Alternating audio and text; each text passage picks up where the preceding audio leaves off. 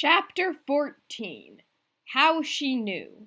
Vila and Luzmo were taken to where King Rilezo was, tied up with him, and searched. Vila had a pack that carried extra clothes, pins, weapons, and a little food and water. As for their pockets, Vila seemed to have an endless supply of hidden knives, and Luzmo seemed to have an endless supply of fraljeschirnien. "Were you dropped into a baptismal font as a child?" Ethicica asked, exasperated. Luzmo did not react. She sighed and tossed them back at him. "Keep 'em. Not like they'll do you any good." Even in Luzmo's state, he managed to catch them, though it was an awkward catch since he only had one hand. But he was still silent and did not meet anyone's eyes. The rope binding them connected them to each other and the tree.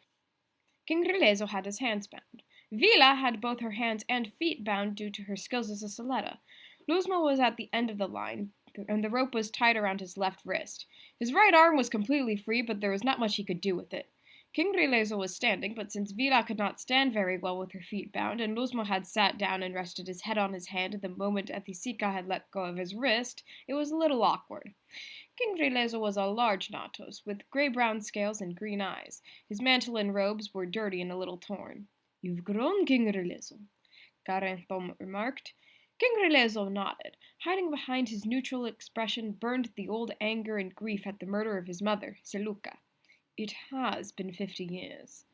Tell me, how did the Notcha fare with their boy king?" Carenxa asked. King Rilezo laughed. "Better than anyone ever did under you." Ethicica kicked him, and Lord Gageloso glared at him. "Do not speak to him like that, Notos," Lord Gageloso said.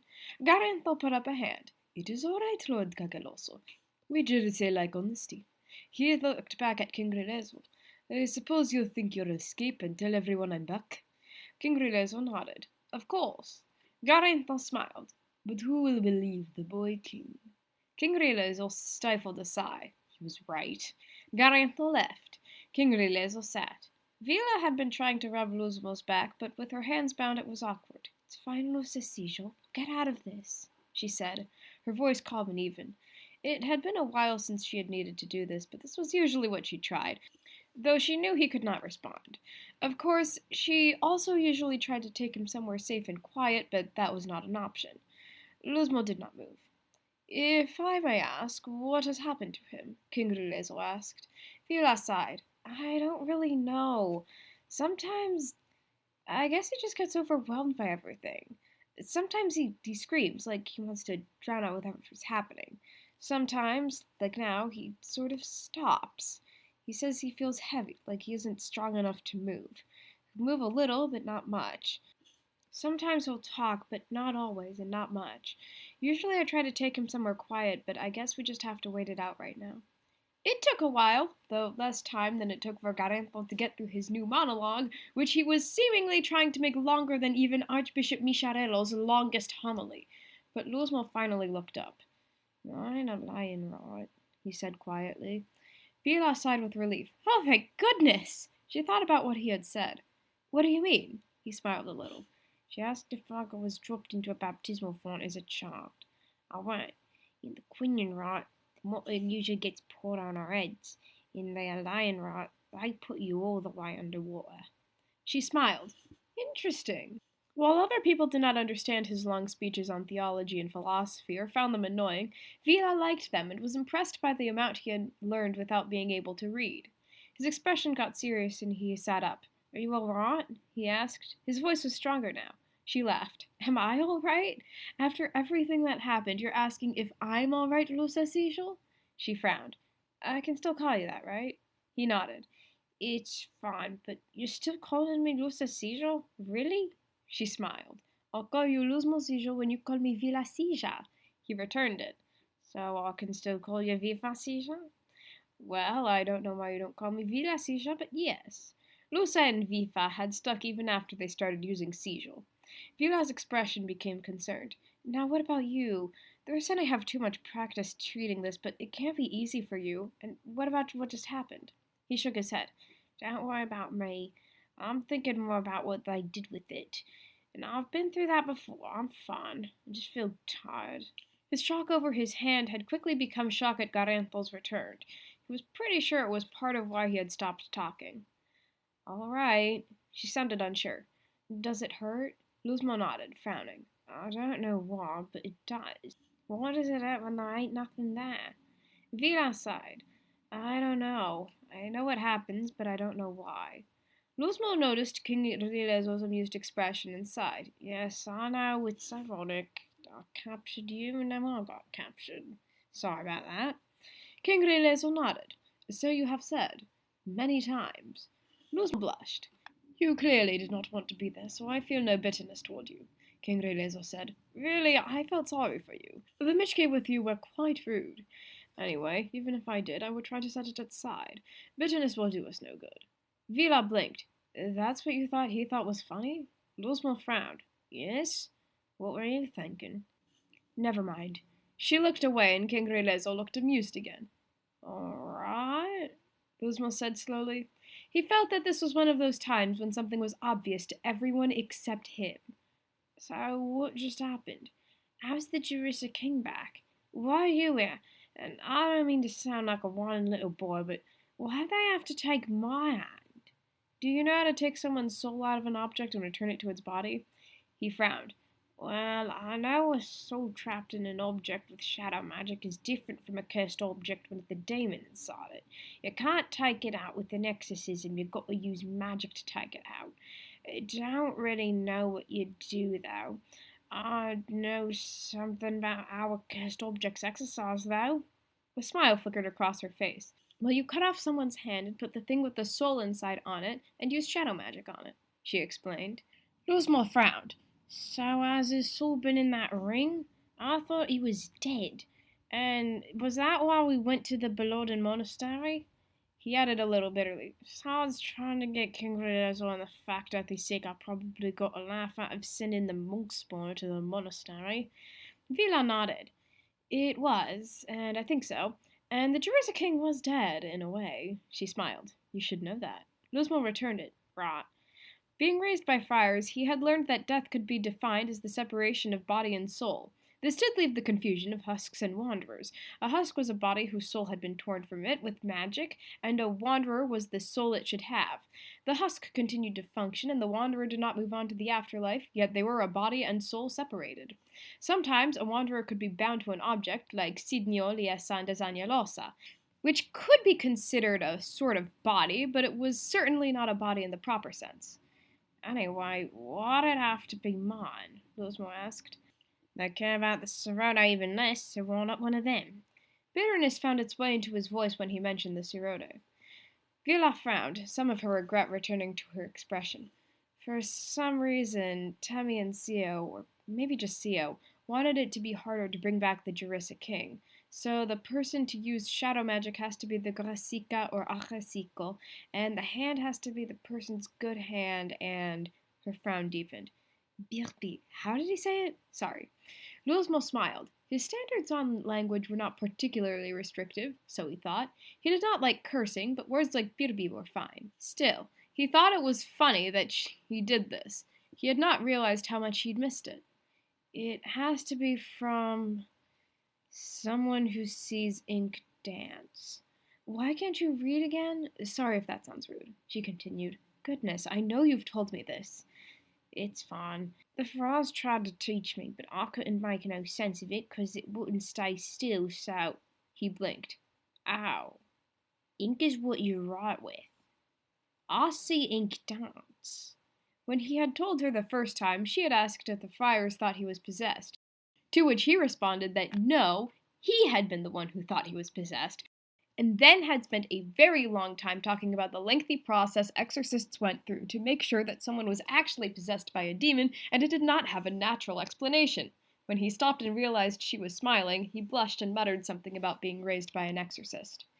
She nodded, regret showing in her eyes. Yes.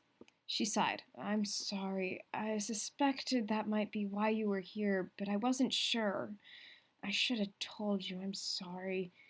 He shook his head. No, it's fine. I don't think Ethicica would have let you tell me. He sighed. The first thing I'm doing when we get out of here is going to confession. She blinked. I could have done that the whole time. He nodded, then frowned. How did Ethicica know why I can't read? She shrugged. she's a Soledo. We know a lot of things. But she don't spawn everyone, right? She shook her head. No, just people she wants to keep an eye on, like important merchants and nobles in our families. The slightest amount of grief entered her voice when she mentioned the last one. But I'm from the middle of nowhere, he said incredulously. Who around me would be worth spying on? Frogs in the village knew, but I don't think they went around telling people. Once, Isel had asked him why he couldn't read when all the friars could, and Brother Echanvaux in particular was something of a scholar, and when his family locked him in their tower, he had taken the chance to write. Though it was difficult to be a scholar and a mendicant. Isel had been making fun of him, but Luzmo had not realized that, and explained why he had never bothered. Isel had found it very amusing, and soon the whole village knew. She frowned. You're right, though I think you might be underestimating gossip. Elicaro, or Brother Dorian, I should say, was the only one who ever entered religious life, and, well, you know what happened to him. Luzmo blinked. Brother Dorian was Elicaro? He had not used his real given name during his postulancy, though he had when he left to start the Dorians. Vila looked up. Yes? Luzmo sighed. That explains a lot, actually. And I know who killed him now. Guess we know how she knew where I was, but how'd you figure out why I can't read? Sio could have told them, but I don't think he'd do it for this. I think he wanted it to be annoying to find. Most people who did fit would just think the letters didn't make sense because they never learned to read. Where's she from? He asked. She thought for a moment. Some small town in Sonera. Birpi. I should know this. Sorry. A hint of a smile flickered across Luzmo's expression. What about a sister? What's she like? She has two. Carenxa called Cara and Cara called Caracica. She crashed Cara's wedding. Luzmo frowned. I knew a family like that back in Carvino, but the third sister went named nothing close to Ethicica. Oh, that's not her real name, Vila said. He blinked. What? She shook her head. No, it's Carexa. I've been calling her Quexa since I left, though. It's what she used to go by, and now she hates it when people call her that. Luzmo blinked again, the pieces falling into place. So her name's Carexa, but she used to go by Quexa. She has two sisters, Cara called Caracica and Carenxa called Cara. She's from a small town in Sonera. She likes pears. She's always calling frogs monks. She don't like how strange I am, or I was raised by frogs, and she don't trust priests. He sighed. Let me guess. She's the youngest, and Caracica's the oldest. Cara don't like Selendites, and Caracica's the only one who ain't mad. Vila frowned. Yes. Why? He sighed again, his expression grim. I think I know her. Like from when we were children. She blinked. Oh, you think she's the same Quexa that bullied you when you were children? He nodded. Vila looked thoughtful. That makes sense. Or at least it would explain how she knew why you can't read. He laughed a little, bitterly. It explains a lot, actually. Anyway, he continued in a softer tone, why were you here? I heard the princess had gone missing. News spreads fast with us, especially news like that. I knew Lady Inya hadn't done it, so I thought Quexa might have. And I knew of only one thing they could want with her. Luzmo frowned. You know we were trying to bring back the Jurassic King? She blinked. You didn't? You were told not to tell you, but I thought it was pretty obvious. You know I'm blonde when it comes to things like this. She sighed. Sorry, I should have known. He smiled. You've already apologized for that, and I wouldn't have let you tell me anyway. She returned it, though hers was sadder. Do either of you know how my family is doing? King Rirezo asked.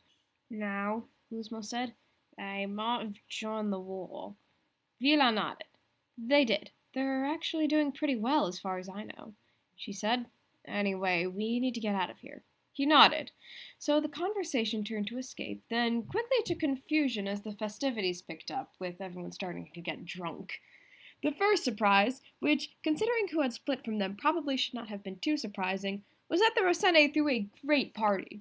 It was so lively that even the prisoners, who did not like parties and were, well, prisoners, were enjoying it. Well, Luzmo liked the music, not all the loud voices. The second was Carenxa's affinity for the arts. He played all manner of instruments, was a skilled dancer, and had a powerful tenor voice. This was the third surprise. Carenxa, a massive beast of a man, was a tenor, and a high one at that. He could hit high G's and A's with ease, and was barely daunted by a C. He could sing alto if he wanted. Both his singing and dancing were, of course, very Juristen and old-fashioned, though some of the Michki and Soletti seemed to be trying to teach him more modern dances. Once they had recovered from those shocks, the conversation turned back to escape. All right, here's what we need to do. I need free feet, and we need to not be attached to the tree and preferably each other. It would also be great if King Eliza and I had free hands, Vila said. I guess we could escape without freeing my feet, but then one of you would have to carry me.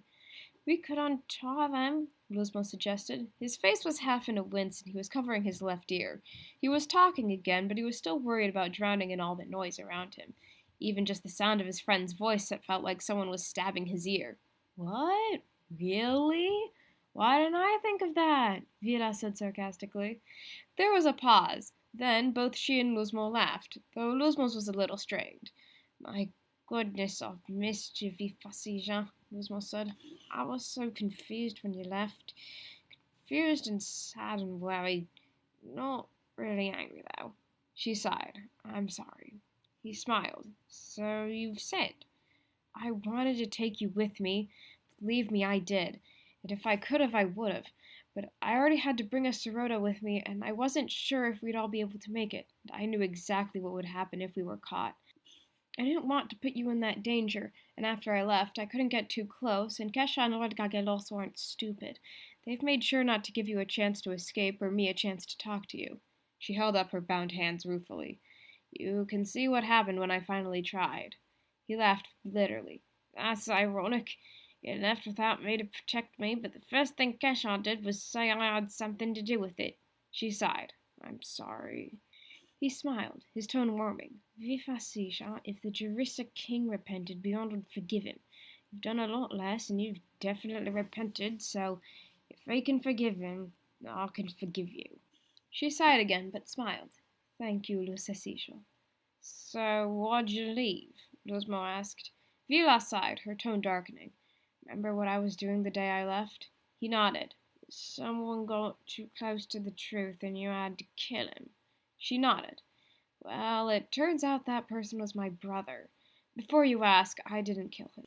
We hadn't been close since I left, but he was still my brother. I couldn't kill him. And even if he weren't, he had a wife, a newborn daughter, and several other children, the oldest of whom was only 16. I couldn't leave them alone like that. She sighed, her grief threatening to surface. So Quexa killed him instead. That's when I finally realized what I was working for and what they really fought for. I couldn't stay after that, so I left. I wanted to take you with me, but it was too dangerous. He looked at her sympathetically. I'm sorry. King Riles was feeling awkward. We do need to escape. Vila shook her head. Right. Sorry. Luzmo nodded and frowned. My hand is mostly free. Maybe I could untie the ropes. It ain't my good hand, but it's a hand. She shrugged. We could try, but I don't think she'd make it that easy. He nodded. Oh, no. Being tied to a tree had been a fairly common occurrence.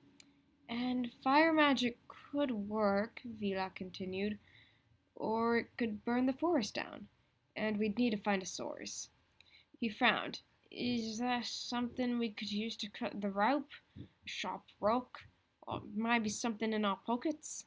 Ah, yes, the first rule of having prisoners, never search their pockets, she said. Maybe she missed something? He suggested weakly. And I've most of our things. She raised an eyebrow. You want to cut through rope with your Faralia Shirnyan? He stiffened. Goodness, now! Mother Dorian had toyed with the idea of making a Faralia Shirnye with a crucifix that was also a hidden knife, a weapon both spiritual and physical, he had said, but had decided that would be irreverent. Well, she did miss something, but I can't reach it, and you'd probably blush so much that it would be dangerous, Vila said. Luzmo blinked. She frowned. Actually, maybe she missed a hairpin. If that doesn't work, just make it work. I need to move that. It'll never be useful. She shook her head. Sorry. Anyway, she turned around, sighing. Mr. Seashell, look in my hair and scarf for a pin. They're small blades, but they're blades. He blushed. But she sighed more heavily. Just do it. It's better than the other option, trust me. He blushed more and searched. Her hair was in two French braids that met at the base of her head to become a bun, or that is what it had been before Ethicica took out the pins holding it together. It was awkward, partly because his left hand was not used to activities that required so much dexterity, especially without its partner's help, and partly because he was looking through a woman's hair. But eventually, he found one hidden in the part of the braid on her head.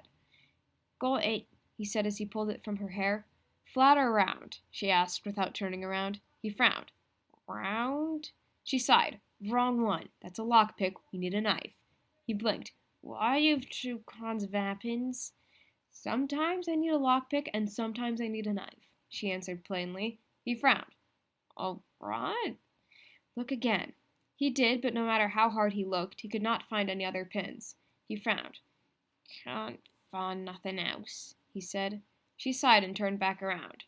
Great. Looks like we just have a lockpick. Didn't you say... Forgot I mentioned that, she said quickly. Luzmo thought he could see a hint of a blush on her face. He blinked. All right, he said slowly. So what do we do? She sighed. A lockpick isn't a knife, but I'm sure it hurts to be stabbed with. When Quexa comes here, one of us can stab her with it. Hopefully she'll drop her knife, or at least loosen her grip on it, and then we can take it and cut ourselves free. Luzmo frowned. I quite want to stab Quexa, but it feels wrong. Well, that's what confession's for, isn't it? And that's presumption, he said. Well, she'll be trying to stab you. Self-defense, she said. He frowned, thinking. She smiled. Are you trying to apply just war theory to someone trying to stab you? He blushed. She chuckled. Now, I'd like to offer to stab her, but I want the person who stabs her to be different from the person who takes the knife. I don't want to waste time passing the knife between us, and I'm not sure you should be cutting ropes with your left hand. I could do it, King Rilezo said. She looked up. You think you can? Perhaps, he said. Well, that will have to do, I guess. A while later, the party stopped so Carenxa could monologue again. The time has almost come for us to take our revenge, he said. But before we craft our plan, we have to kill the prisoners. Can't have them escaping and telling everyone, can we? Ethicica? Gladly, my lord, she said gleefully. She had been waiting for this moment for over a year, and was practically skipping as she walked over to them. Vila, not wanting to waste any time, grabbed Ethicica's wrist in one hand, and with the other, shoved her hairpin into it as hard as she could. It broke through the skin, and Ethicica shouted several words that Luzmo usually only heard demons say, dropping her knife. King Rilezo took it and cut himself, Vila, and Luzmo free. They ran as fast as they could and did not look back. Ethicica shouted a few more words the friars would not have approved of and chased after them. All they would need was to take a Soledo and disappear into the mist, and they would be nearly impossible to find. It helped that practically everyone was at least mostly drunk. Even the guards at the entrance had been participating in the festivities. Vila picked up one of the Soledo, a terribly small girl who could not have been more than 5, and was so light she barely slowed Vila down.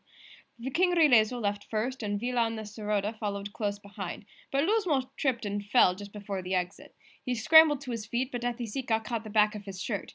Now, Vila, you wouldn't want to leave your friend behind, would you?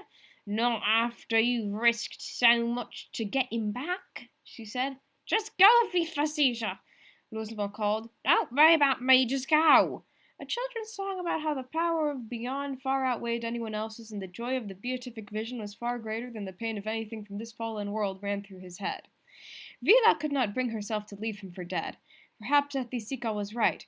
Perhaps their relationship was not really that of friends. She picked up a rock and threw it at Ethicica. It hit her in the face. She shouted more things the friars would not have approved of, her grip on Luzmo loosening. He ran. He took Vila's hand, she picked up the Soledo, and together with King Rilezo they ran away as fast as they could, until the island and the river were lost in the mist, and the shouts of Carenxa's forces faded. Menosino sighed with relief, smiling, but he quickly straightened and looked down when Lord Gageloso glared at him. Carenxa narrowed his eyes. Ethicica stomped, shouting a word that sounded like birbi.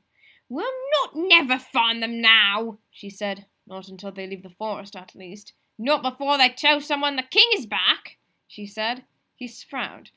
No, that would be quite difficult. If they're smart, they'll go to the first town they find and tell everyone. Hey, and they'd rather not kill everyone they tell, Garethot said. There was a chuckle, and Moria appeared. Oh, do not worry, she said. I am not letting anyone ruin this for me, least of all some boy who cannot look you in the eye when he is talking to you, the girl he cannot make up his mind on, and a child who looks like a child's drawing. Ethicica made note of the insults in case she got the chance to use them later. Garethol smiled. Thank you for all your help, Moria. They will return their memories when this is not something that needs to be hidden. Until then, they will not remember you were here, Moria said. She disappeared. The night after he met with Caracica and Miro, Lanczú went to the queen's parlor and knocked on the door. Come in, she said.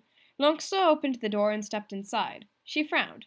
Good evening, Lanczú, Queen Silenda said.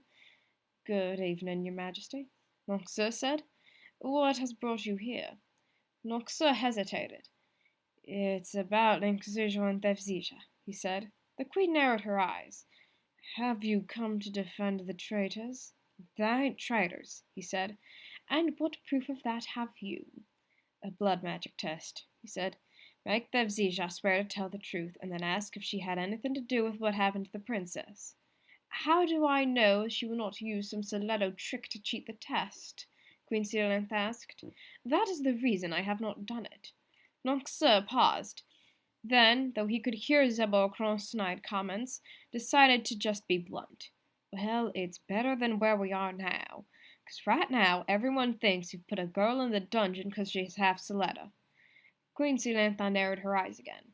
Have you betrayed me as well, then? No, Lanczú said. It ain't just me. Ain't just rebels neither. Anyone who ain't Zebocron or Brialenyo thinks you're in the wrong here. Even the king don't like it. He's only gone along with it this far 'cause you're the queen and his wife, and he's of chivalry or a person. If you think the king's a traitor, then, he sighed. I don't know if I can keep fighting. I wanna, but I can't if you're gonna say everyone who don't blindly follow you is a traitor. Queen Silenda stopped, frowning and thinking. Then she finally said, All right, I will do the test. She looked at him. Find a few others and bring them to me. Lanczú sighed with relief and bowed to her. Thank you, your majesty. He went to the dungeons, finding 3 other soldiers to come with him. Thefia and Elisa were kept across from each other, chained to the wall by their wrists and ankles. At their longest, the chains would allow them about a yard of movement, but their length could be adjusted, and Elisa and Thefia could barely move a foot. They looked up at the sound of approaching footsteps. Lanczú? Thefia said. Did she get you too? Lanczú shook his head. No. I'm trying to get y'all out of here. He looked at her. And it's Lanczú. Elisa crossed his arms, grunting. I ain't sure it's gonna work, but I gotta try something, Lanczú said. I guess it's better than what we had before, Thefia said. Lanczú nodded. The soldiers unlocked Elisa and Thefia's cells and chains, but bound their wrists with manacles, and brought them to the queen. Lanczú was holding on to Thefia, and she looked back at him. What's your plan here? Blood magic, he said. Swear to tell the truth. You didn't have nothing to do with the princess disappearing, and you ain't no spy for Lady Enya. Don't you think I've brought that up to her? Thefia said. I got her to agree with it, Lanczú said. I don't know if it's gonna work, but I gotta try something. So she listens when he says it, Thefia thought. Of course. They reached the queen's parlor and sat Elisa and Thefia down across from her. The soldiers holding them stood straight. Good evening, Queen Silenda said. She held a knife. Good evening, Thefia said. Has Lanczú explained why you were brought here? The queen asked. Thefia nodded. You want me to swear to tell the truth? Really, Lanczú does, but yes, Queen Silenda said. She held up her knife. Do you agree? Thefia nodded and held out her hands. Queen Silenda rolled up her sleeve and cut the side of her arm. Do you, Theophronia Carexa of Sillery, daughter of Mercedes Viasha of Sillery, and Ferron Evadelo of Old Sillery, swear to answer my questions tonight truthfully, with no tricks, no lies, and no roundabout answers? Will you plainly tell the full truth, Theophronia Carexa? Thefia nodded. I swear it, and I will. Queen Silenta smiled, putting her knife down. Did you let in the men who tried to take my daughter on our Grady night? I failed to stop them from getting in, but no, I did not purposefully let them in, Thefia said. And did you have anything to do with her disappearance after Lecaria? I didn't. I failed to protect her, but I was surprised as everyone else and clueless as to what had happened to her, too. And that afternoon, when she was taken from her room, did you have anything to do with that? Did you let in the people who took her? No. Again, I failed to stop them, but I didn't let them in on purpose. Are you a spy for Lady Inya? I ain't, Thefia said.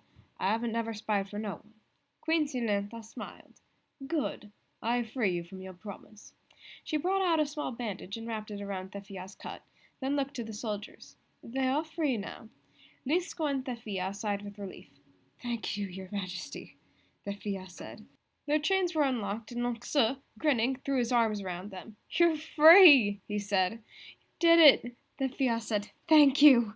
Luzmo nodded, grinning as well. Despite her happy words, Thefia's thoughts were somewhat dark. She had been put in the dungeons because she was half Soledo. She had been refused any sort of trial because the queen assumed that, as someone who was half Soledo, she would find some way to trick it. But when Lanczú, a Selendite, asked for the same things Thefia had, she agreed. Was this not the exact reason Lady Inya had gone to war? Maybe, and she was right. Thefia had just seen that firsthand. Maybe she was on the wrong side. Whether she would go so far as to spy, though, she was not sure.